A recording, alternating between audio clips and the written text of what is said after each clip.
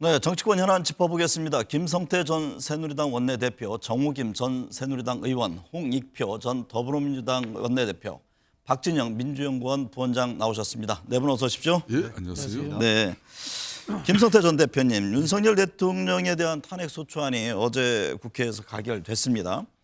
박근혜 탄핵을 이끈 윤석열 전 수사팀장이 탄핵 대통령을 물려받은 셈인데 윤 대통령 멈추지 않을 것이라면서 법적 대응을 예고하고 있습니다. 예. 현상을 어떻게 보고 계세요? 국민들의 소소한 일상을 빼앗아 버린 대통령의 독단에 대해서 이제 국회가 탄핵으로 응답했습니다. 특히 이제 국회가 대한민국의 불확실성을 제거하고 또 정국 안정을 통해서 지금 현재 이 정치적 위기 상황을 빨리 극복할 수 있는 그런 국민적 슬기로움과 지혜를 모아나가는데 이제 정치권이 앞장서는 거죠. 그런 측면에서 윤석열 대통령께서 이제 탄핵 소추는 이루어졌지만은 대한민국의 정국 안정 그리고 이제 대한민국의 불확실성을 제거하는 측면에서 이제 특히 저희 국민의힘 보수 진영에서 배출한 대통령으로서 네. 앞으로 집권당인 국민의힘이 이 위상을 어떻게 극복해 나가는 게 슬기롭고 현명한 면모를 국민들에게 보여줄 건지 줄 수 있을 건지 이걸 네. 대통령께서도 깊게 생각하시고 지금 상황에서 윤석열 대통령과 박근혜 대통령 당시 탄핵 소추된 대통령의 당시 입장이라든지 처신 이런 부분들이 너무 대접이 되는 부분이 맞어요. 네. 이 대목도 비록 아프고 지금 불행한 시간이지만은 현직 대통령으로서 대통령의 직위를 유지하고 있는 그런 입장에서 윤석열 대통령께서도 상당히 깊게 사려 깊은 그런 처신을 해야 된다고 봅니다. 네. 홍익표 전 대표님, 이제 공은 헌법재판소로 넘어갔습니다. 만약 헌재에서 파면이 결정될 경우 60일 이내 대선을 치르게 되는데요. 향후 일정 어떻게 예상하십니까? 일단 헌재가 최장 180일인데 네. 과거 경험을 보면 노무현 대통령 당시에 기각될 때 한 2개월 걸렸고 그다음에 이 박근혜 대통령은 인용될 때 한 3개월 걸렸지 않습니까? 네. 그러면 이제 2월 빠르면 2월 아니면 한 3월 정도 결론이 날 가능성이 높다. 왜냐하면 헌재가 대통령에 대한 탄핵이기 때문에 집중 심리에서 신속하게 해서 국정공백을 최소화하려고 노력할 것으로 좀 보고 있습니다. 다만 네. 이제 변수는 지금 헌법재판관 3인의 추가 임명이 좀 필요합니다. 그래서 그 추가 임명 절차를 국회에서 빨리 하면 그분들하고 같이 심리해서 2월 또는 3월 안으로 그 탄핵이 완료된다면 만약의 경우 이제 탄핵이 기각되면 대통령은 그대로 다시 자기의 권한을 시작하는 거고요. 네. 인용될 경우에는 2월 같은 경우에는 이제 대통령이 탄핵이 되는 순간 60일 이내에 대통령 선거를 치르게 돼 있습니다. 그래서 네. 빠르게 되면 4월 대선 또는 5월 대선이 두 가지 가능성이 다 열려 있다고 생각됩니다. 네. 정우김 전 의원님, 헌법재판소에서 다룰 핵심 쟁점은 어떤 걸까요? 앞서 이석연 전 법제처장은 워낙에 사안이 뚜렷해서 이게 오래 걸릴 것 같지 않다 이런 진단을 하시던데요. 네, 그러니까 탄핵 소추 사유를 보면은요, 탄핵 소추안에 기재된 두 가지로 나눠질 수가 있습니다. 하나는 위헌적인 비상계엄을 선포했다라는 것이고, 또 하나는 내란죄의 우두머리로서 국헌을 문랑케 한 행위, 그리고 헌법과 민주주의 원칙을 침해한 중대한 법 위반 등 이렇게 되어 있는데요.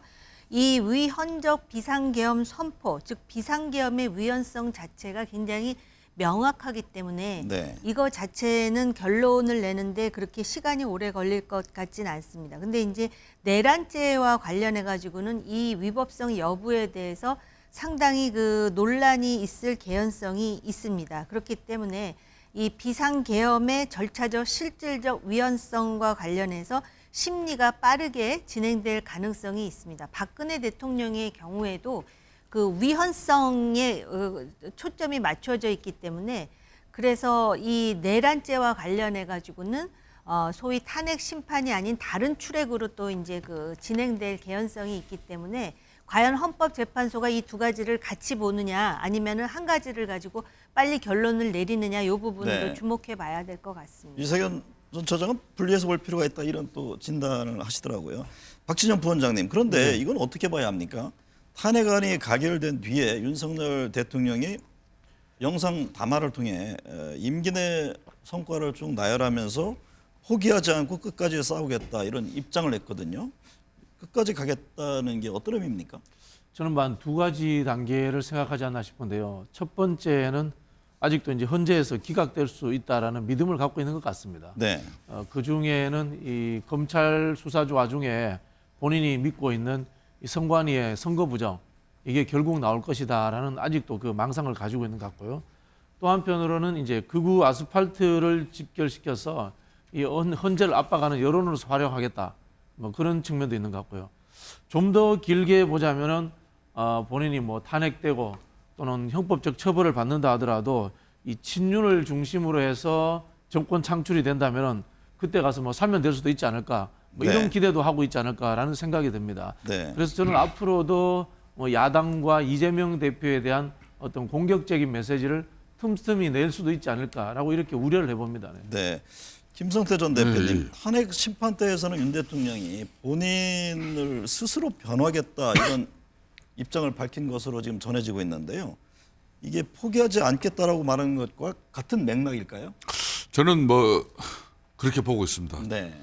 윤석열 대통령 같은 경우에는 문재인 정권 시절에 흔히 말하는 보수 진영의 이명박 전 대통령이나 박근혜 전 대통령을 특검 내지는 또 검찰의 지휘에서 수사를 해서 두 사람 다 이제 구속시킨 그런 뭐 그런 경험을 수사 경험을 가지고 있습니다. 지금 이제 이번 윤석열 대통령의 탄핵 소추가 민주당을 중심으로 한 여소야대 정국의 거대 야권이 중심이 돼가지고 정치적 공세와 또 허위 가짜 사실을 탄핵 사유로 만들어가지고 이게 결론은 뭐 국민들을 선동해서 이걸 국회에서 특히 거대 야권의 힘으로 일방적으로 탄핵 소추가 이루어졌다면은 사실상 국민의힘 집권당이 나서서 더 적극적으로 윤석열 대통령의 이 탄핵 소추의 모든 당력을 모아야 된다 생각해요. 네. 그렇지만 이번 같은 경우에는 이 내란죄 중대한 위법성 여부 이 자체가 비상계엄의 절차적 실질적 그런 위헌성으로 이제 이게 헌재에서 심판을 받을 수밖에 없는 사안이지 않습니까? 네. 심지어 윤석열 대통령께서 임명한 어느 지금 내각 장관들도 국무회의 당시에 대통령의 그 비상계엄 뜻을 받들려고 한 장관이 한 명도 없다는 거예요. 네. 또 뭐 같이 그 내란에 절차 문제도 또 제기가 공조하고 됐고요. 네. 공범의 지위에 있는 사람들도 대통령의 일방 지시에 의해서 따랐을 뿐이지 뭐 자신들은 이 계엄에 동의한 적 없다 그런 입장이거든요. 그런 측면에서 이 부분에 대해서는 탄핵 소추는 이루어졌습니다. 윤석열 대통령께서 진정 이 땅의 보수와 진보가 어떻게 균형을 갖추고 앞으로 헤쳐나가야 될 건지 이걸 깊게 고민해주는 그런 처신이 정말 중요하다고 저는 보고 있습니다. 네.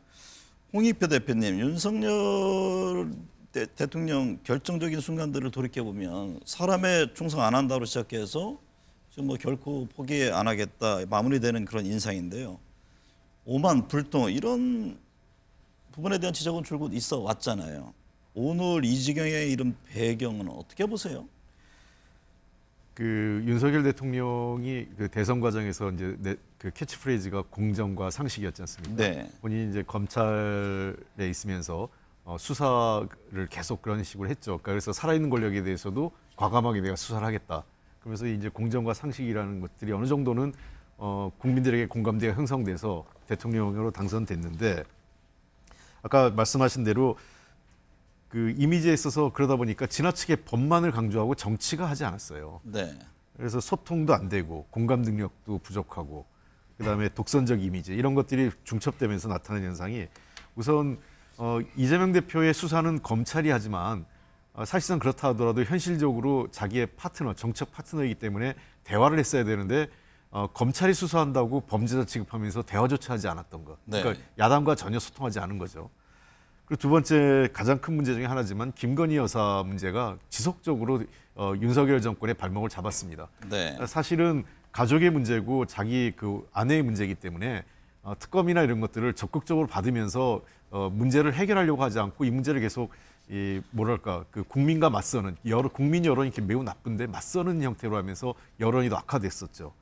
그리고 또 하나 세 번째 지적하는 것은 인사 문제인데 자기하고 지나치게 같은 코드 인사, 너무 극우적 그 성격을 가진 인사를 많이 썼고 또 어떤 사안이 발생하다 문제를 삼지 않아요. 예를 들면 이태원 참사가 발생했을 때 행안부 장관을 정치적 책임을 해서 경질했었어야 되는데 그렇지 않고 또 해병대 장병 사건 때도 해병대 1사단장을 그대로 안고 가는 모양새 이런 것들이 반복됐고 마지막 더 큰 문제는 정책적 성과가 부재했다는 겁니다. 출범 1년 차, 2년 차를 거치면서 경제적 성과가 계속 나쁘고 있고요. 올해도 지금 경제 당초 예상보다 굉장히 낮은 경제 성장률을 하기 때문에 네. 현장에서 민생과 경제 난이 가중되면서 대통령에 대한 지지율이 크게 추락한 것이 이러한 이 파국으로는 결정적 요인이 된 것 아닌가 생각됩니다. 네. 정우김 의원님, 국회 탄핵소추안 가결과는 별개로 12.3 내란 사태에 대한 특검 국정조사 추진하고 있는데요. 이 점은 어떻게 보십니까? 지금 국정조사와 관련해서는 그 조사 요구도 그렇고 또 특위를 구성하는 것도 그렇고 큰 어려움이 없으리라 보여지고요. 특검과 관련해서도 국회에서는 특검이 통과될 것이고 과연 이것을 대통령 권한대행이 거부권을 행사할 것인가. 제가 생각할 때 현실적으로 거부권을 행사하기가 쉽지 않을 거라고 보여지고요. 네. 그래서 아마 야당이 원하는 대로 추진이 될 것 같다라는 생각이 들고요. 또 하나는 지금 여사 특검이 있지 않습니까? 네. 그것에 관해서도 과연 대통령 권한대행이 거부권을 행사할 것인가?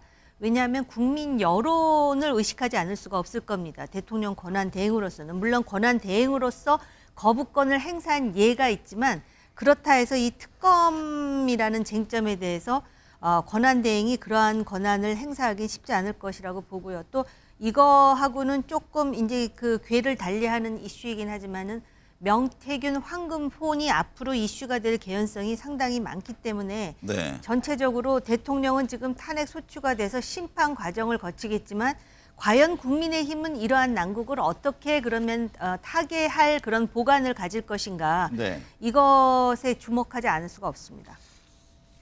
앞서 말씀하신 것과 맥을 같이 하는데 박진영 부원장님, 네. 한덕수 총리에 대해서 탄핵하지 않겠다는 입장 오늘 이재명 대표 냈잖아요.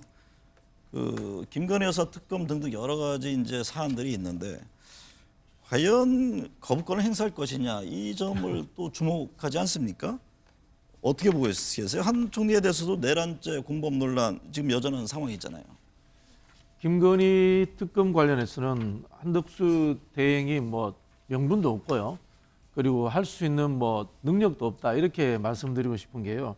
12월 12일 날 김건희 특검법 1차가 통과가 될 때 찬성이 195, 반대가 85입니다.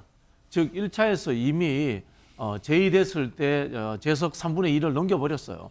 한덕수 총리가 거부권을 행사하더라도 2차에서 통과될 것이 분명한데 네. 본인이 뭐 이걸 거부권을 행사할 이유가 없죠. 그리고 실제로 이 권한대행이 현상유지적 측면에서만 일을 해야지 적극적으로 본인이 거부를 한다거나 또 어떤 의사를 밝히는 것은 적절치 않다 이런 생각이 저는 들고요. 뭐 그렇기 때문에 한덕수 총리를 그대로 탄핵하지 않고 야당 입장에서는 유임시키자 뭐 그런 생각을 가지지 않나 싶은데요. 어쨌든 이 정부 자체를 완전히 이렇게 무너뜨리기보다는 현상 유지를 위해서 위기 관리로서의 총리가 존재하는 것이 정치적으로 또 국가의 안정을 위해서 낫다라는 판정을 하고 있는 것 같아요. 네. 김성태 대표님, 국민의힘이 당론으로 탄핵 부결을 정하고 회의장 안에 들어왔습니다만 이탈표가 나왔습니다.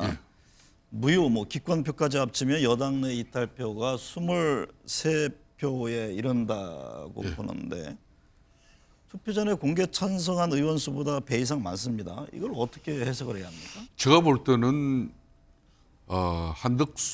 한동훈 대표가 공감되지 않은 그런 리더십으로 좀 이렇게 의원들에게 반감만 사지 않았다면은 사실상 이 이탈표는 더 많았을 더 거라고 많았을 보고 것이다. 있습니다. 네.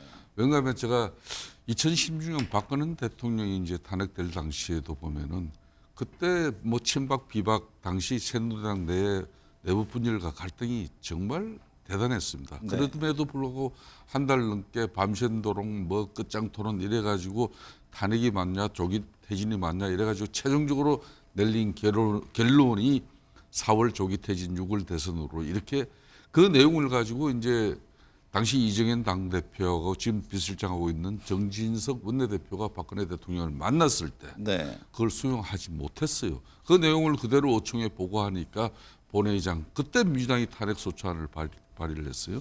그래서 들어가서 자유투표를 했는데 처음에는 뭐 저희들도 한 30표 정도 받습니다. 30여 명. 근데 62명이 탄핵에 찬성해 간 거거든요. 그러니까 지금도 우리 국민의힘이 아무리 이제 8년 만에 또 이제 대통령 탄핵이라는 이 정말 불행한 사태를 맞이하고 이것만은 피해 보고자 했어요. 네. 그렇지만 윤석열 대통령께서도 뭐 조기 퇴진으로 좀 질 수 있는 그런 퇴진의 모습으로 전국 안정을 이렇게 가져가기보다는 현재 심판을 받는 그런 판단이 있기 때문에 의원들이 이렇게 이틀 표가 23표가 나왔는데 네. 뭐 이 부분에 대해서는 뭐 웬만큼 예상했던 숫자라고 보고 있습니다. 네. 정우김 의원님, 국민의힘 선출직 최고위원 5명 모두 사의를 표했습니다. 지금 한동훈 체제 지도부 붕괴 상황인데요.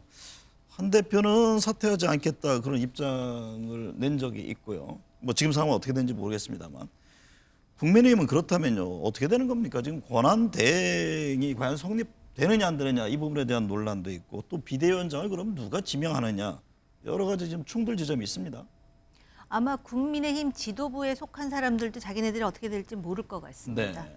그런 상황에서 지금 4시에 한동훈 대표가 기자회견을 하겠다고 돌연 취소했다라는 보도까지 나왔는데요.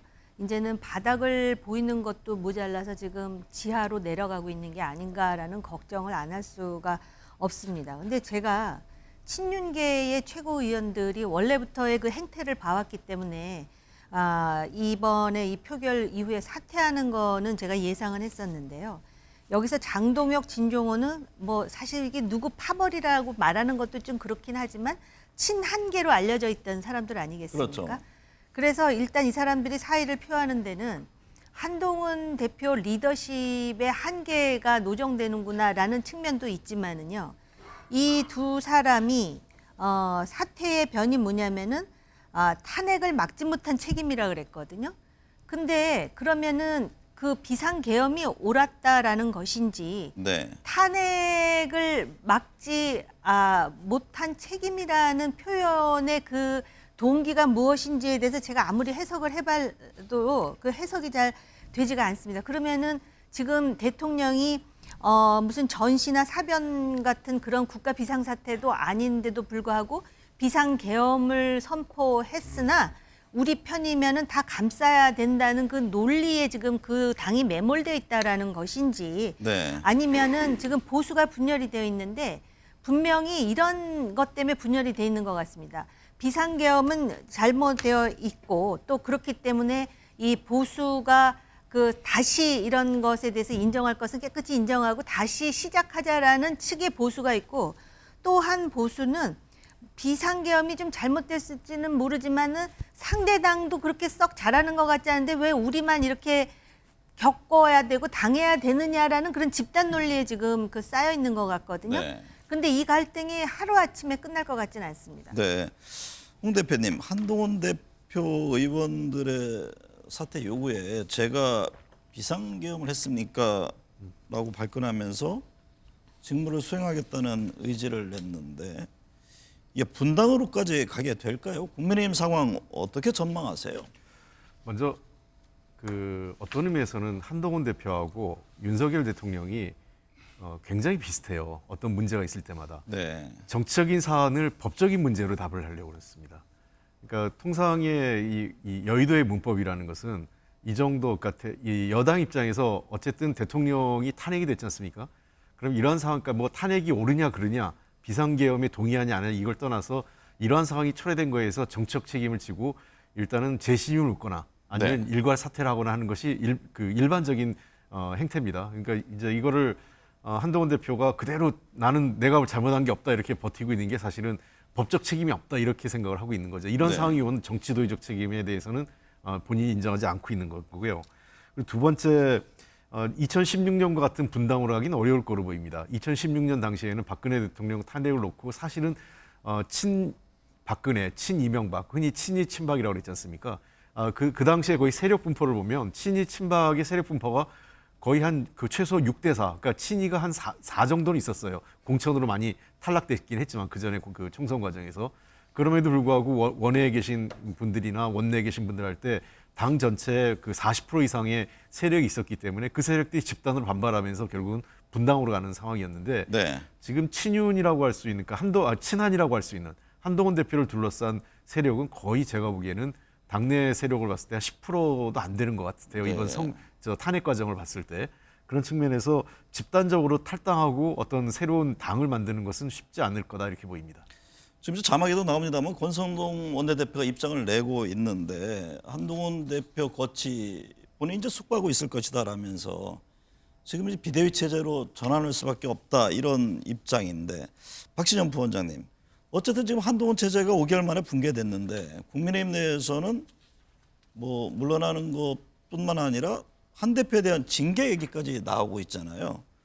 그러면 앞으로 한동훈 대표의 정치 운명은 어떻게 되는 겁니까? 뭐 대표에서 물러날 수밖에 없을 거예요. 근데 뭐 징계 이야기는 좀 과도한 부분으로 보이긴 합니다만은 징계하겠다는 이야기는 한동훈 대표가 다시 국민의힘 내에서 유력한 정치인이 되는 것 자체도 막아버리겠다. 뭐 그런 뜻으로 들리거든요. 사실 한동훈 대표가 이렇게 된 것은 본인이 자초한 측면이 있습니다. 계엄령이 발표된 첫날 한동훈 대표가 계엄령 해제를 위해서 친한계 의원들하고 국회에 들어옵니다. 그때 저도 옆에 있어요. 제가 박수 쳐줬습니다. 한동훈 하면서. 네. 그때 그대로 그 스탠스를 밀고 갔으면 된단 말이에요. 근데 바로 이 윤석열 대통령이 한덕수 총리와 한동훈 대표가 권력을 분점할 수 있다. 이 이야기를 꺼내니까 솔깃해가지고 입장을 바꾼 거예요. 바꿨다가 윤석열 대통령이 다시 또 내가 권력 그대로 행사하겠다 이렇게 되니까 다시 또 이제 탄핵 찬성으로 돌아왔습니다. 이 일련의 과정 속에서 한동훈 대표에 대한 국민의힘 내의 신뢰 그리고 한동훈을 지지해 주었던 이 여론의 신뢰 자체가 거의 다 붕괴해 버린 거예요. 네. 그런 부분에서 저는 한동훈 대표가 곧 대표직에서 물러날 수밖에 없고 그리고 원외 인사이기 때문에 대표직에서 물러나서 언론의 초점을 받지 못한다면 그냥 소멸해지지 않을까 네. 뭐 그렇게 예측을 해봅니다. 김성태 대표님, 국민의힘이 비대위 체제가 되더라도 당분간 혼란이 이어질 듯한데요. 과거 바른미래당 만들어졌다가 다시 합치는 과정 지켜보셨잖아요. 그렇습니다. 이번 사태 이후 국민의힘 미래는 어떻게 전망하십니까? 뭐 분당까지 혹시 생길 수 있나요? 저는 결론적으로 말씀드리면은 분당 절대 되지 않습니다. 네. 이 분당이란 것은 집권당이 특히 분당될 때는 그 에너지가 있어야 돼요. 네. 그 에너지는 보통 대통령 중심으로 이 발산되는 에너지인데 지금 탄핵당한 윤석열 대통령 중심으로 발산되는 에너지가 있을 리가 없죠. 그렇기 때문에 어떤 경우든 분당은 쉽지 않습니다. 더군다나 한편에서는 또 이준석 그 대표와 예. 과거 예. 또 뭐 유승민 전 의원 등등 개혁 보수를 칭하는 그런 세력들이 하나가 될 수 있지 않느냐. 그렇습니다. 그런 그러니까 전망들이 있잖아요. 예, 2016년 당시 새누리당에서 박근혜 대통령이 탄핵 이루어지고 난 뒤에 바로 2017년 5월 9일 날 대통령 선거가 가는데 그렇게 해서 급하게 만들어진 그때 이제 뭐 유력 보수 진영에서 후보로 모실 수 있었던 사람이 이제 당시 반기문 유엔 사무총장이었어요. 그래서 이분이 탄핵당한 정당에서 내가 후보로 나설 수는 없지 않느냐. 그래서 급히 만들어진 게 이제 바른정당이었어요. 네. 물론 유승민 뭐 의원 같은 경우는 자신의 뜻을 거기서 펼치기 위해서 개혁적 보수로 그렇게 했지만은 대다수의 많은 또 이제 저도 그 중에 한 사람입니다만은 그때는 솔직히 반기문 전 유엔 총장을 네. 모시기 위한 수단으로 새 당을 만들었습니다. 근데 이제 반기문 총장이 한 달도 채 되지 않아 가지고 드롭하고 난 이후에 뭐 대다수의 많은 의원들이 다시 복귀해서 네. 뭐 당시 홍준표 당 후보 중심으로 우리가 또 힘을 모았었죠. 지금 상황에서는 지금 이제 윤석열 대통령이 되고 난 이후에 당이 사실상 거의 수직적인 당정 관계를 끊임없이 요구했기 때문에 인석 당 대표도 거기에 좀 저항했지만은 역부족이었어. 네. 그래서 내쫓긴 것이고, 뭐 유승민 대표 같은 경우는 훨씬 그 이전의 상황입니다만은 아무래도 이제 뭐 지금 현재 탄핵이 헌재에서 결정이 이루어지고 나면 조기 대선에서 뭐 60일 이내에 대통령 선거를 할 수밖에 없는데 네. 뭐 집권당인 국민의힘 우리 보수 지정이 앉아서 그냥 이재명 민주당 대표에게 자기 또 대한민국의 지도자를 그냥 상납할 리는 없겠죠. 네. 그런 측면에서 뭐 슬기롭고 지혜로운 방안을 보수 진영 전체에서 모아 나가는 그런 단계가 이제 이루어질 거라고 보고 있습니다. 상황이 급박하다 보니까 일정 혼선스럽게 들어오는 부분이 있는데요. 한동훈 대표가 내일 오전 10시 30분 기자회견을 갖고 거취를 포함한 입장을 낼 예정이라고 합니다. 홍익표 대표님, 내년 상반기에 조기 대선이 열릴 가능성 점쳐지고 있잖아요. 오늘 이재명 대표는 신속한 헌재 판결을 강조하기도 했는데요. 헌재 판결, 그다음에 향후 정치 일정 어떤 전망이세요? 네, 그 헌재가 좀 신속하게 해야 되는 것은 제일 중요한 건 내년 1월 20일 날 트럼프 정부가 출범하지 않습니까? 그러면 한미 정상회담도 해야 되고 또 트럼프 정부발 우리 한국의 여러 가지 경제, 통상, 외교안보 등 여러 가지 리스크가 지금 그 도전적으로 다가올 텐데 우리나라의 리더십이 빨리 대통령이 건재해야만 이 문제에 대해서 효과적으로 대응을 할 수 있다 보기 때문에 헌재가 가급적 빠른 판결을 해야 된다고 생각을 하는데 여러 가지 변수를 봐서 하여간 저희 그 현재로서 제일 가능성이 높은 건 2월 정도가 아닐까 이렇게 보입니다. 네. 그래서 그러면 이제 4월 대선이 있을 텐데 먼저 여당 같은 경우에는 아까 김성태 의원님 말씀하신 것처럼 제일 중요한 것은 당 내분 수습인 것 같아요. 네. 당이 수습이 돼서 만약에 여당이 분당된다면 또 다른 상황이 펼쳐질 거고 분당된다면 아무래도 우리 그 민주당 쪽이 훨씬 더 유리하겠죠. 과거 이 문재인 후보 시절에 안철수, 홍준표, 안철수, 홍준표, 유승민 네, 이렇게 유승민, 다자 대결이 네. 됐기 때문에요. 그렇지 않고 또 그 잘 수습이 돼서 양자 대결이 된다면 역시 대선이라는 것은 각 진영 간의 결집도가 있기 때문에 또 그 박빙의 승부가 될 것으로 생각됩니다. 네. 그 야당 같은 경우에는 민주당 입장에서는 이제는 이제 빠른 시일 내에 이제 정책 정당으로서 그 현재 집권 플랜 그 본부가 있으면서 여러 가지 그 차기 정책이나 또는 집권과 관련된 여러 가지 플랜을 준비해왔기 때문에 이런 작업들을 지속을 하면서 내부적으로 이제 그 국민들에게 신뢰감과 안정감을 줄 수 있는 그리고 정책적 비전을 어떻게 많이 비춰줄 수 있느냐 이런 것들이 아마 남은 기간 동안 각 당이 그런 그 역할 그 어떤 경쟁을 하지 않을까 생각됩니다. 네. 박지정 부원장님, 거대 여당인 민주당 책임감이 무거울 듯합니다. 오늘 이재명 대표 여야정 3자 비상경제 점검 회의를 제안하기도 했는데요. 뭐 국정안전협의체에 대해서 국민의힘은 좀 거부를 했고요. 언행에 각별히 유의해달라는 당부도 있었습니다. 향후 민주당의 과제는 어떤 걸까요? 아마 이제 은행에 각별히 유의해달라 이야기가 아직도 국가 위기 상황인데 너무 빨리 대선 국민으로 전환하지 말자 뭐 그런 취지인 것 같아요. 제가 듣기에는 실제로 지금 이 대한민국이 안보와 경제의 위기지 않습니까? 그런 부분에 있어서 행정부가 무기력한 상황에서 국회가 주도하자. 그 중에서도 제1당의 민주당이 주도해서 이 경제와 안보 위기를 극복하는 주역이 되자. 아마 그런 취지로 저는 나아갈 거다라는 생각이 들고요. 이 여야정 협의회 제안도 비슷한 것 같아요. 국회가 주도해서 이 국가 위기를 돌파하자 뭐 이런 취지인 것 같은데 저는 이재명 대표가 그런 측면에서 혹시나 뭐 미국을 한번 가는 방안 이런 것들도 구상하지 않을까라는 생각이 듭니다. 결국은 네. 한국 사회의 안보와 경제라는 것이 미국과 뗄래야 뗄 수 없는 관계이기 때문에 그런 부분들에 대한 구상도 포함될 수 있을 듯하고요. 그리고 가능하면은 이재명 대표가 이 주식 시장을 향해서 긍정적인 메시지를 낼 수 있는 정책들을 지속적으로 좀 낼 필요가 있다라는 그런 생각이 듭니다. 네. 지금 뭐 의사들 문제 이것도 좀 전향적으로 파악을 해서 해법을 제시할 그럴 필요가 있지 않을까요? 뭐 그런 부분들도 있을 것 같아요. 근데 이 부분에 대해서는 국민의힘도 윤석열 대통령이 이제 없어졌기 때문에 네. 아마 전향적인 그 입장 변화를 내놓을 것 같아요. 네. 네. 정우김 의원님, 헌재 판결과 향후 정치 일정에 어떤 변수가 있을까요? 국민의힘은 어쨌든 차기 대권 주자 지형이 어떻게 될지 이게 관심사고 이재명 대표의 공직선거법 최종심은 언제쯤 나올지 정치권은 이 점을 주목하고 있잖아요. 네, 가장 중요한 관심 사안이 됐습니다. 지금 이재명 대표가 여야정 3자 비상경제점검회의를 제안을 했는데 국민의힘 입장은 여당은 국민의힘이다라는 입장인 것 같습니다. 여당이 이런 입장을 보이는 것은 그만큼 조기 대선의 가능성을 염두에 두고 서로가 예민해 있다라는 방증이거든요. 네. 그런데다가 오늘 그 이재명 대표가 기자회견을 해가지고 헌재가 그 대통령 탄핵에 대한 심리를 속결해달라라고 요구하지 않았습니까?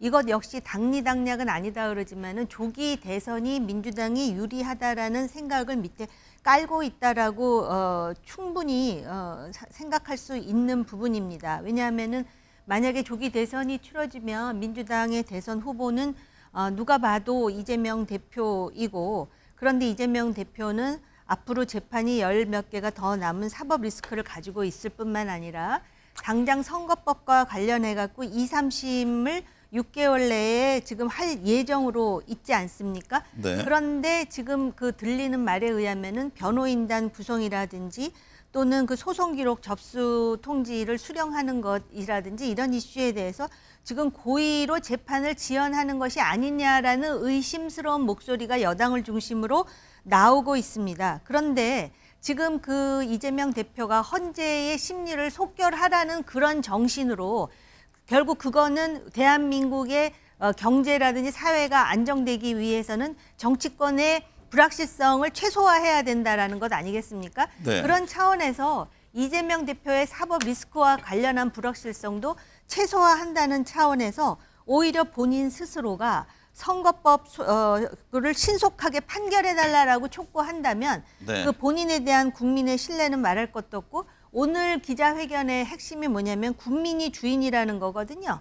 그러면서 당에다가도 언행을 각별히 유의하라 그랬다는데 아마 네네. 국민들이 듣고 싶은 이야기는 그 선고를 지금- 빨리 해달라는 이야기일 거라고 생각합니다. 네, 지금 화면은 한덕수 대통령 권한 대행이 우원식 국회의장을 예방하고 있는 현지 화면이 들어오고 있습니다. 어쨌든 상황이만큼 대통령 권한 대행이 국회에 국정 운영에 대한 협조를 당부하는 그런 자리가 될 것으로 보입니다. 국가적으로 아주 중요한 국면에서 대통령 직무대행이라는 큰 책임을 맡으셨습니다. 정말 국민들에게 정말 잘해야 되는 국면인데, 하여튼 이번이 대통령에 대한 탄핵 소추가 3번째인데, 탄핵이라고 하는 것이 국가적으로 보면 참 좋은 일이 아니죠.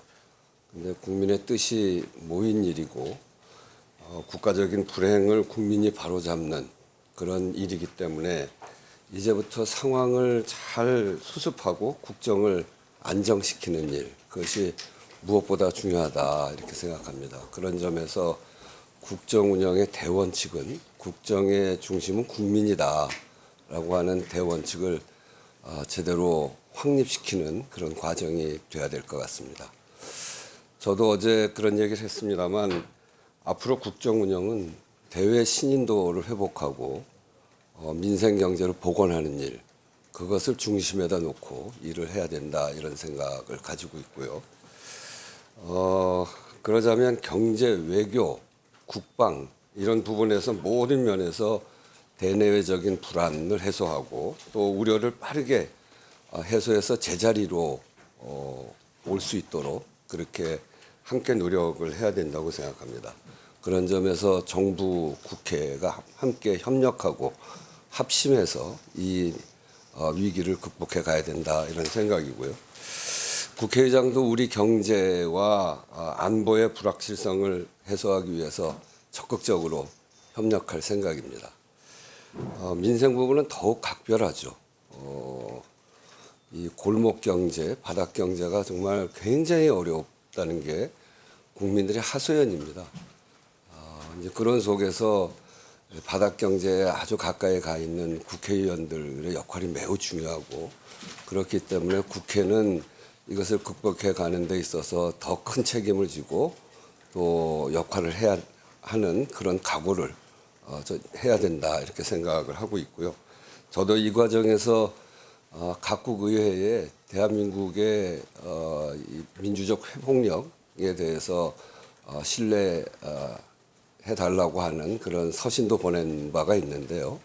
앞으로 그런 속에서 우리가 빠르게 국정과 민생을 안정시키기 위해서 세계 각국에 우리의 이렇게 그 안정된 모습을 보여나가는, 국민의 민생을 잘 챙겨나가는 모습을 보이는 것이 가장 강력한 민주주의 회복력에 대한 신호가 아닐까 이런 생각합니다. 우리 그 대행께서도 국회와 협력해서 이런 위기를 극복해야 된다라고 하는 생각을 갖고 계신 것으로 제가 알고 있고, 어제 대행이 되시자마자 저한테 전화해서 오늘 약속을 이렇게 잡게 됐는데 이 협력의 중요한 출발이 아닌가 이런 생각을 하면서요. 탄핵이라고 하는 정치적 격변 과정에 불가피한 갈등도 있을 수 있습니다만, 그럴 때일수록 여야 그리고 정부가 함께 힘을 모으는 일, 이것이 국민을 안정시키는 일이라고 생각하고, 오늘 약간의 이견도 있긴 합니다만 그럼에도 불구하고 국회와 정부의 국정협의체를 구성하고 조속히 가동시키는 일, 그것이 매우 중요한 일이다 이렇게 생각을 하면서 국회와 이 국정의 중심은 국민이고, 그리고 국회는 국정 운영의 동반자라고 하는 그런 민주적인 그런 국정 운영이 될 수 있도록 대통령 대행께서도 각별히 함께 힘을 모아 나가고자 그렇게 해주시면 감사하겠습니다. 특히 오늘 이것과 관련된 여러 가지 이야기를 비공개 과정에서도 이야기를 하고 많은 논의가 있기를 기대하겠습니다.